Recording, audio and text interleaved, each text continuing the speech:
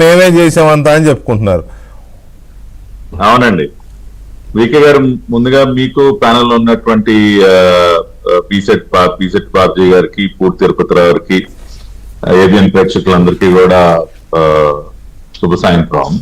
నమస్కారం. సాయంత్రం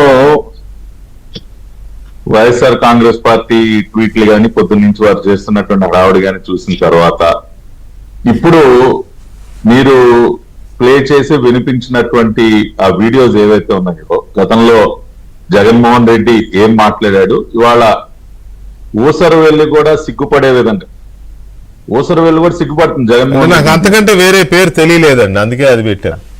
అదే కరెక్టే. ఊసరు వెళ్ళి కూడా సిగ్గుపడే విధంగా తయారయ్యాడు జగన్మోహన్ రెడ్డి.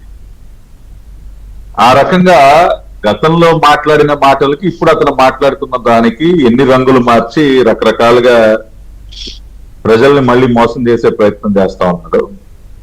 ఇవాళ ట్వీట్, భోగాపురం విమానాశ్రయ శంకుస్థాపన నుంచి అనుమతులు నిర్మాణం వరకు అన్ని వైఎస్ జగన్ గారి హయాంలోనే జరిగాయి. కానీ ఇప్పుడు క్రెడిట్ కోసం చంద్రబాబు నాయుడు గారు వెంపర్లాడుతా ఉన్నారు. క్రెడిట్ చోరీ. కొద్దిగా సిగ్గుండాలి కదండి. ఇప్పుడు మీకు థ్యాంక్స్ చెప్పాలి. ఆ వీడియోస్ అన్ని ప్లే చేసి మళ్ళీ రాష్ట్ర ప్రజలకు ఒకసారి వినిపించినందుకు మీకు, ఏబిఎన్ టీం మొత్తానికి కూడా హృదయపూర్వకంగా ధన్యవాదాలు. దాన్ని బట్టి ప్రజలు కూడా అర్థమవుతుంది ఇతగాడు ఏం మాట్లాడాడు గతంలో.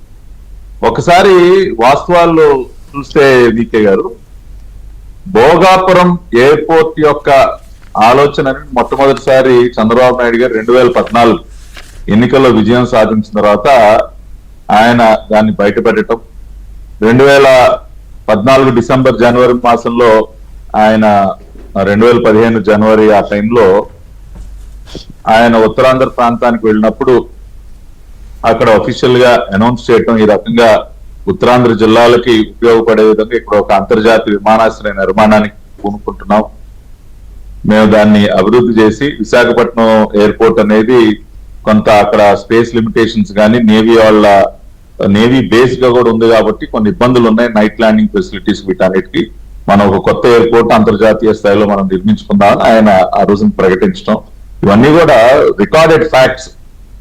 ఇంకా మనం ఇన్డెప్త్ ఫ్యాక్ట్స్ లోకి ఒకసారి వెళ్తే వికే గారు, అనేక జీవోలు ఎప్పుడెప్పుడు ఈ ప్రభుత్వం ఇచ్చింది, ఏ రకంగా ఈ ప్రభుత్వం, ఎందుకంటే ఇప్పుడు చెప్తే అన్ని వాళ్లే చేశారంట, అసలు చంద్రబాబు నాయుడు గారు ఏమీ లేదంట. మరి ఏమీ లేకపోతే జీవో నెంబర్ 63, ఈ వైసీపీ పేటిఎం డాక్టర్ అందరూ ధైర్యం ఉంటే జీవోలు బయట తీసి పెట్టమనండి. GO number 63 dated 25/2015 Bhogapuram international airport company limited అనేది ఒక ఎస్పీవీని ఫామ్ చేస్తూ రాష్ట్ర ప్రభుత్వం ఒక జీవోని విడుదల చేశారు. భోగాపురం ఎయిర్పోర్ట్ నిర్మాణానికి శ్రీకారం చుట్టూ మే 20, 2015 జీవో నెంబర్ 63. ఆ తర్వాత జీవో నెంబర్ 23 వెంకటేశ్వర్లు గారు అనే ఒక కేంద్ర సర్వీసుల వ్యక్తిని భోగాపురం ఇంటర్నేషనల్ ఎయిర్పోర్ట్ కంపెనీకి మేనేజింగ్ డైరెక్టర్ గా నియమిస్తూ విడుదల చేసినటువంటి జీవో. అదేవిధంగా జీవో నెంబర్ 20, ఈ జీవో నెంబర్ 20 ద్వారా Bhogapuram international airport company limited కి రకరకాలుగా నిధులు సమీకరించినటువంటి వెసులుబాటు కల్పిస్తూ ఎయిర్పోర్ట్ నిర్మాణానికి విడుదల చేసినటువంటి మరొక జీవో. అదేవిధంగా జీవో నంబర్ 106 ల్యాండ్ ఎక్విజిషన్ ఏదైతే 21/7/2017 ల్యాండ్ ఎక్విజిషన్ చేస్తున్న సందర్భంలో హయ్యర్ కాంపెన్సేషన్ ఇవ్వండి, రైతులకు ఎవరికి ఇబ్బంది కలగకుండా అత్యధిక కాంపెన్సేషన్ ఇస్తూ విడుదల చేసినటువంటి జీవో. జీవో నంబర్ 39 మార్చి 2017లో ప్రాజెక్ట్ స్టీరింగ్ కమిటీని ఏర్పాటు చేశారు ఈ ప్రాజెక్ట్ ముందుకు తీసుకెళ్ళటానికి. జీవో నంబర్ 76 జూన్ 2017 రైతులతో ఈ ల్యాండ్ రేట్స్ నెగోషియేట్ చేయడానికి ఒక నెగోషియేషన్ కమిటీని ఏర్పాటు చేశారు. అంతేకాకుండా అన్ని అనుమతులు మా ప్రభుత్వ హయాంలోనే వచ్చాయని చెప్తా ఉన్నారు కదా వికే గారు. చూడండి, ministry of environment and forest date కూడా అండర్లైన్ చేశారు, ఆగస్టు 14, 2017. ఇది Bhogapuram international airport, development of greenfield international airport at Bhogapuram, environmental clearance ఇస్తూ వాళ్ళు ఇచ్చినటువంటి లేఖ. అంటే ఆగస్టు 2017 ఈ రాష్ట్రానికి ముఖ్యమంత్రి ఎవరంటే జగన్మోహన్ రెడ్డి, నారా చంద్రబాబు నాయుడు గారు, civil aviation minister Ashok Gajapathiraju గారు. ఇవాళ అశోక్ ఆ ట్వీట్ కూడా వచ్చే అవకాశం ఉంది. ఇక్కడ అశోక్ గజపతి రాజు గారి యొక్క కృషిని నిజంగా మనం ఎంతో అభినందించాలి వికే గారు. చంద్రబాబు నాయుడు గారు చూపించిన చొరవ ఒక పక్కన అయితే, సివిల్ ఏవియేషన్ మినిస్టర్ గా, పౌర విమానయాన శాఖ మంత్రిగా, ఆ ఉత్తరాంధ్ర ప్రాంత ముద్దుబిడ్డగా అశోక్ గజపతి రాజు గారు చాలా కృషి చేసి ఇవాళ భోగాపురం ఎయిర్పోర్ట్ కి ఒక MRO facility, material repair and overhaul ఫెసిలిటీని, maintenance, repair and overhaul, world's largest MRO, ప్రపంచంలోనే అతి పెద్దదైనటువంటి ఎంఆర్ఓ ఫెసిలిటీని భోగాపురం ఎయిర్పోర్ట్ కి తీసుకొచ్చినటువంటి ఘనత అశోక్ గజపతి రాజు గారికి దక్కుతుంది. అక్కడ ఒక ఏరో సిటీ అందుకే కదా అంత ల్యాండ్ తీసుకున్నది, సమీకరించింది. 2703 ఎకరాలు అంత ల్యాండ్ సమీకరించింది కూడా వరల్డ్స్ లార్జెస్ట్ ఎంఆర్ఓ. అంటే ఎంఆర్ఓ అంటే ఏంటి?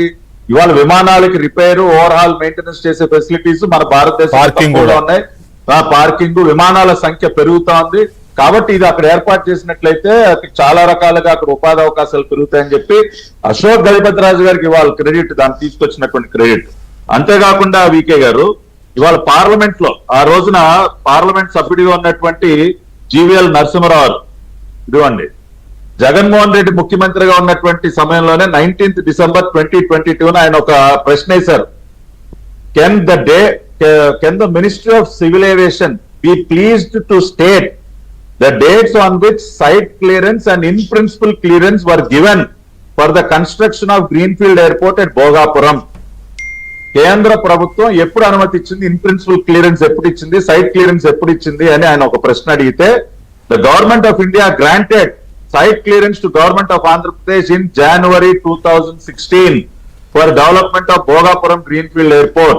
Subsequently, in principle approval for the project was given by Government of India in October 2016.